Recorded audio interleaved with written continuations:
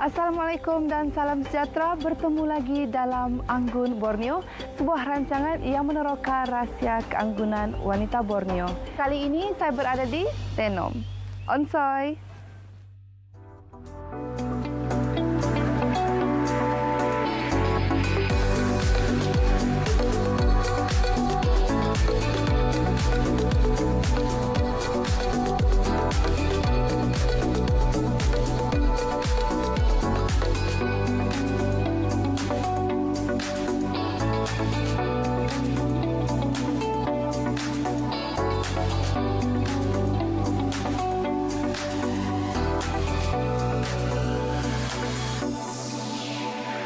Untuk episod kali ini, saya akan meneroka bagaimana wanita kaum Murut Timogon menjaga keanggunan mereka.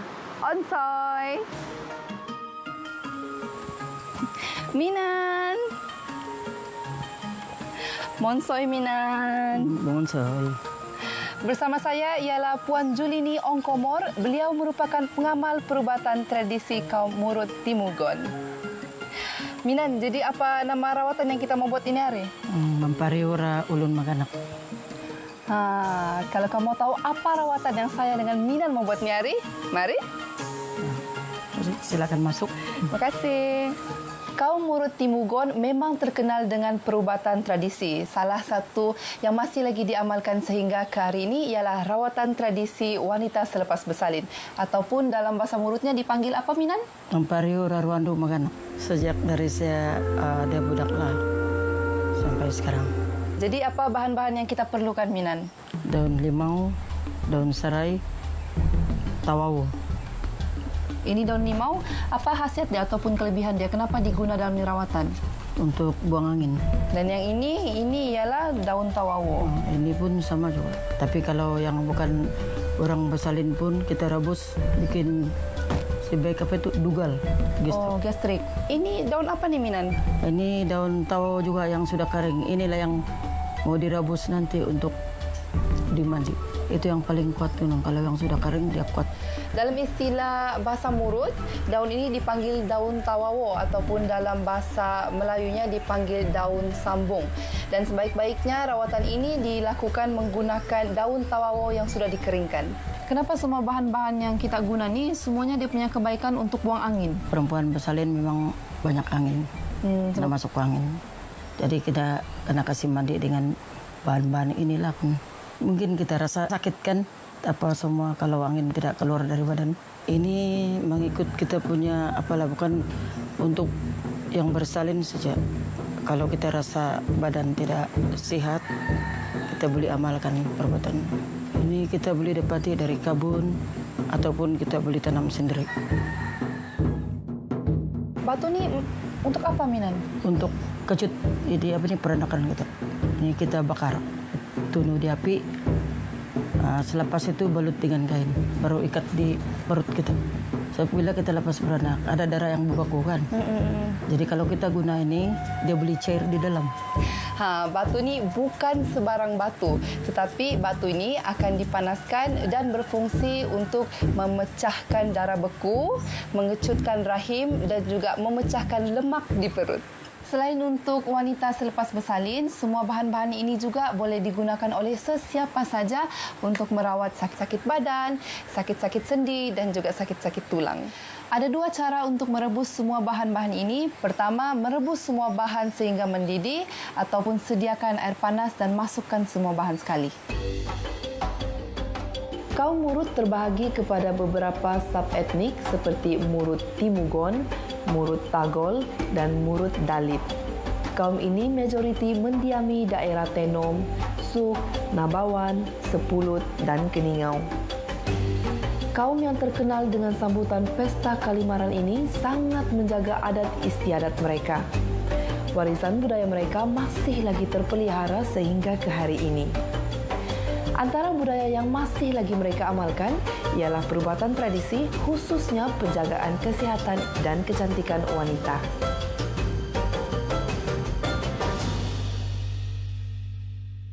Ada dua pilihan sebelum mandi, sama ada air rebusan tadi dibiarkan sampai suam ataupun ditambah dengan air sejuk sampai menjadi suam.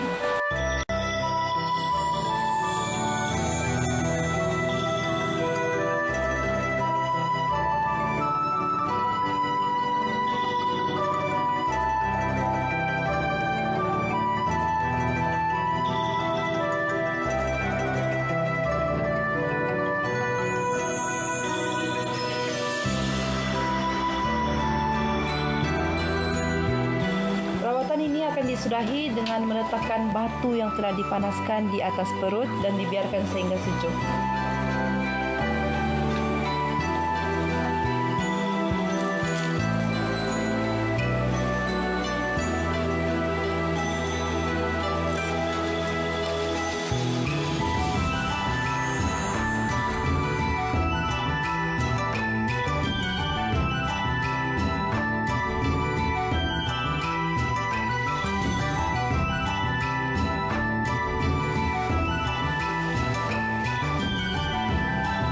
Selepas lebih kurang 10 minit, batu pun sejuk, saya rasa sangat lega. Tidak heranlah kalau rawatan ini memberi kesan yang sangat baik pada wanita selepas bersalin. Bagi pandangan saya, wanita anggun ini bukan dari anggun dari luar ataupun di dalam. Semuanya merangkumi semualah. Saya berada di Kampung Kauran Gumisi, Kemabung. Di sini saya akan berjumpa dengan wanita ikon kita untuk episod kali ini.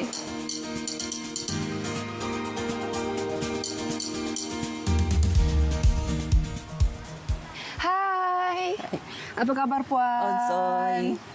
Bersama saya ialah Puan Emilda Natalie. Beliau merupakan wanita ikon untuk episod kali ini. Dan beliau juga merupakan pengusaha pusat pelancongan Kemabung. Puan, jadi saya mau tahu banyak lagi nih pasal Puan, bolehkah? Okey, boleh. Mari kita jalan-jalan dulu. Wah, terima kasih. Kauran Recreation Center merupakan satu pusat rekreasi yang terletak di Kampung Kauran Gumisi, Kemabung Tenem. Salah satu pusat yang menjadi tumpuan setakat ini di daerah kecil Kemabung. Saya minat dari segi bidang perniagaan. Sebelum saya mengusahakan ini pusat rekreasi, membuka satu minimarket di kawasan Pekan. Selain daripada berniaga, saya pun menceburkan diri dalam bidang pelancongan. Bila kawasan saya ini ada potensi untuk saya kembangkan, saya cubalah untuk mengusahakan pusat rekreasi seperti yang ada sekarang ni lah. Orang bilang orang Kemabung memang sudah kenal, sudah tahu usaha yang saya buat ni. Saya punya sasaran adalah membentuk satu komuniti untuk majukan lagi ini pelancongan luar bandar lah. Jadi saranan saya kepada semua orang yang berada di sekitar Kemabung Tenem ini, sama-samalah kita berusaha untuk mengembangkan lagi pusat-pusat pelancongan yang boleh kita ketengahkan kepada penduduk-penduduk yang berada di kawasan Tenem Kemabung lah gitu. First cabaran adalah kewangan lah, modal. Tapi oleh kerana saya bermula daripada saya seorang guru, tapi minat itu lebih kepada perniagaan. Saya terjun ke bidang perniagaan sehingga saya buka pusat pelancongan. Kemudian saya mengusahakan lagi tanaman kelapa sawit lah. Lebih kurang dalam 33 ekar. Dan sekarang saya mendapat hasil dan dapat membangunkan apa yang saya punya sasaran lah selama ini. Semangat saya yang tidak kun kalah dengan apa yang saya mau. Saya tetap berusaha, walaupun orang bilang gagal sekali itu bukan gagal selamanya. Saya punya target adalah bila saya mau mencapai sesuatu itu, semangat untuk saya mau maju, saya akan usaha sehingga saya dapat lakukan. Pelbagai kesusahan beliau tempuhi dalam bidang perniagaan, tapi semua cabaran itu tidak pernah melemahkan semangatnya. Anak jati Kemabung ini tetap teguh berdiri untuk mengatur langkah menjadikan bidang perniagaan yang diusahakannya mencapai kejayaan.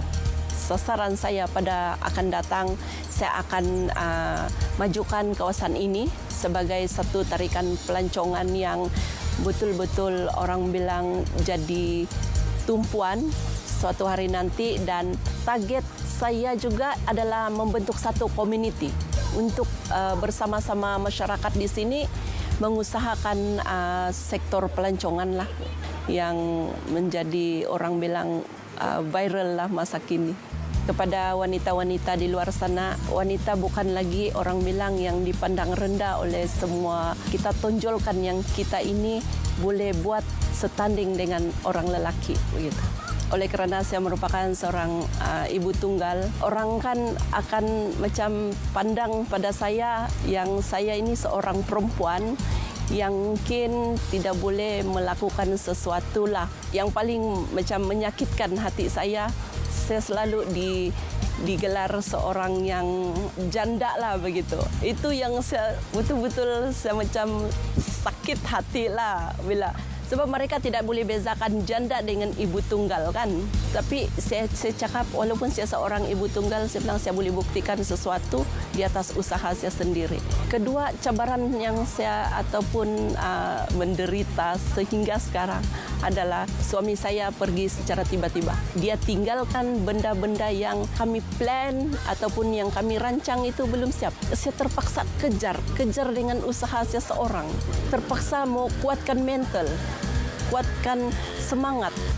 Wanita anggun merupakan seorang yang mempunyai matlamat hidup dan mempunyai inspirasi untuk maju ke hadapan.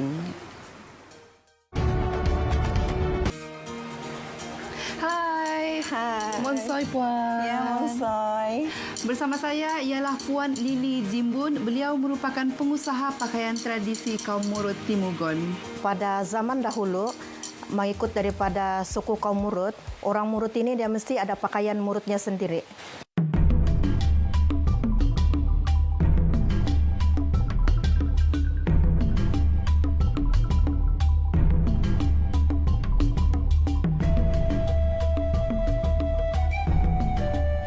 Busana tradisi kaum Murut Timugon memang cantik, unik dan kaya dengan corak. Dan semua ini mempunyai maknanya yang tersendiri. Wah, cantiknya. Kalau ini Puan, yang saya pegang ni busana ni dipanggil apa? Pakaian ini dipanggil baju Sulayau. Kalau dalam Murut Timugon, memang ini dia punya warna ada dalam 6 warna. Orang-orang dahulu, corak ini memang berpandukan kepada alam semula jadi dan corak-corak ini mempunyai maksud dan ada nama-namanya tersendiri. Yang ini corak ini Sinapimpin dan ini corak Kinakatam. Jadi maksud corak ni Kinakatam bermaksud digigit ketam. Iya. Kalau corak yang di belakang ni Puan, ini corak apa ni Puan? Ini corak Nahalian. Si penganyam pada masa itu, dia telah ketika dia sedang menganyam ini, dia telah bercerai dengan suami dia. Dan ketika dia telah diceraikan, dia asyik menyulam manikini dan dia menamakan corak ini Nahalian. Corak ini dipanggil Sinusu. Sinusu. Ya. Dan ini corak adalah Sinulayau Nandikar. Dia bermaksud seperti ikan rokot, berpisah kemudian dia bercantum balik. Dia mungkin mendapat ilham daripada itu apa yang dia nampak. Jadi dia terus menamakan sulaman tersebut apa yang dia telah nampak. Ini dipanggil sakiking. Pada orang-orang dahulu dia wajib memakai ini sakiking apabila memakai baju Sulayau. Kalau kita tengok di selendang ni penuh dengan corakan Puan. Ya. Kalau corak ni pula Puan, apa motif corak ni? Motif corak ini adalah Pinongo Nilinduk. Ini bermaksud daripada Pinongo Langsat. Mungkin dia ternampak itu buah langsat, jadi dia namakan Pinongo Langsat. Ini untuk menambahkan kecantikan di selendang ini, dan lonceng ini dinamakan Kangkaling. Pakaian busana Murut ini dipanggil Sulayau, tetapi dia telah dipermodernkan. Dia tidak perlu banyak corak, sebab dia mengikut daripada pada zaman dahulu yang orang dulu-dulu dia menjahit tu corak, tidak banyak corak dia. Rupanya corak yang disulam pada busana kaum Murut Timugon ini adalah diinspirasikan dari flora dan fauna ataupun peristiwa yang menimpa si penyulam. Macam corak Nahalian tu tadi terinspirasi ketika si penyulam itu ditinggalkan suami. Betul Puan? Ya. Oh no, sedihnya. Saya nak maulah Puan tu corak Nahalian tu. Saya tanya pasal inilah. Corak ini dipanggil Pinongo Langsat. Pada masa itu dia ternampak kepada buah langsat. Oh, yang ini yang corak ikan tu. Ya, Sinulayau Nandikar. Seperti ikan rokot, dia berpisah kemudian bercantum kembali. Ini corak Kinakatam dan ini Pinongo Langsat. Inilah style baju Murut Timugon yang Sulayau. Corak dia Minanggayam. Corak daripada tapak kaki helang. Oh, penyulam pada masa itu, semasa dia tengah menyulam, dia nampak burung helang, dia nampak tapak kaki helang tuh cantik, jadi dia namakan sulaman tersebut Minanggayam. Kalau yang ini pula Puan? Ini sama juga dengan tadi, itu corak Pinongo Nilinduk. Dan baju sulayau ini sebenarnya dia tidak perlu banyak corak kalau yang asli punya. Selalunya satu pasang baju tuh saya sulam dalam masa 1 bulan. Tapi dia mengikut kepada corak. Sekiranya corak itu dia banyak corak, maka 1 bulan. Dan kalau corak itu dia ringkas saja dalam 3 minggu saja begitu. Jika dia banyak corak dalam 600 begitu. Dan kalau yang corak yang biasa punya dalam 450.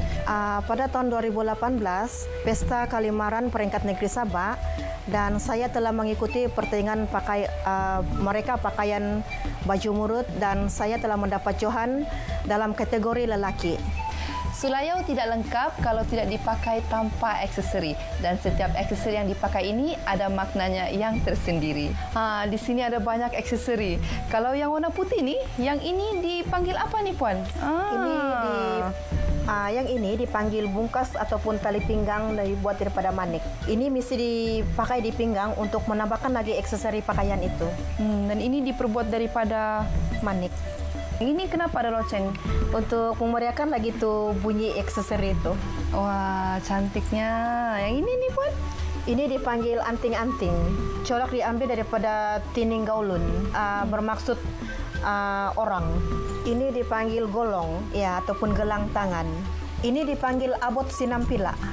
Ini tali pinggang juga dipakai bersama dengan bungkas tadi. Yang ini, bila mau pakai ini abot sinampila, dia mesti ikut itu corak. Jangan terbalik pakai. Dan sepertinya duciling. Puan, apa nih Puan? Ini dipanggil rarangkol ataupun rantai. Ini dipakai di mana Puan? Di leher. Ini adalah burung merak yang kami panggil tuau. Burung tuau. Burung merak? Ya, sebab bulu burung ini dia mempunyai corak, terutamanya dipakai apabila si pemakai itu dia menyertai seperti unduk ngadau. Dan kalau Murut Timugon dia mesti memakai ini. Wanita Anggun itu bukan saja cantik daripada luaran, tetapi dia adalah cantik daripada dalaman, dan wanita Anggun itu mempunyai kerjayanya tersendiri.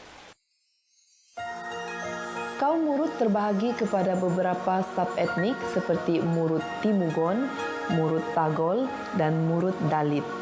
Kaum ini majoriti mendiami daerah Tenom, Suk, Nabawan, Sepulut, dan Keningau. Kaum yang terkenal dengan sambutan Pesta Kalimaran ini sangat menjaga adat istiadat mereka. Warisan budaya mereka masih lagi terpelihara sehingga ke hari ini.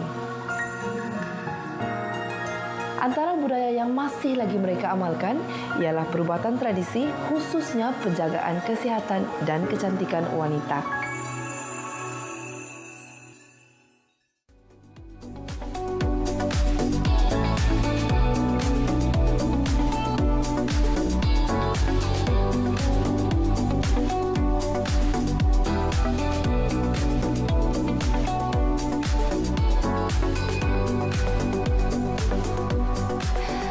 Terima kasih kerana masih lagi setia bersama dengan Putih. Kita jumpa lagi dalam episod yang akan datang. Tentunya Anggun Borneo meneroka rahsia keanggunan wanita Borneo.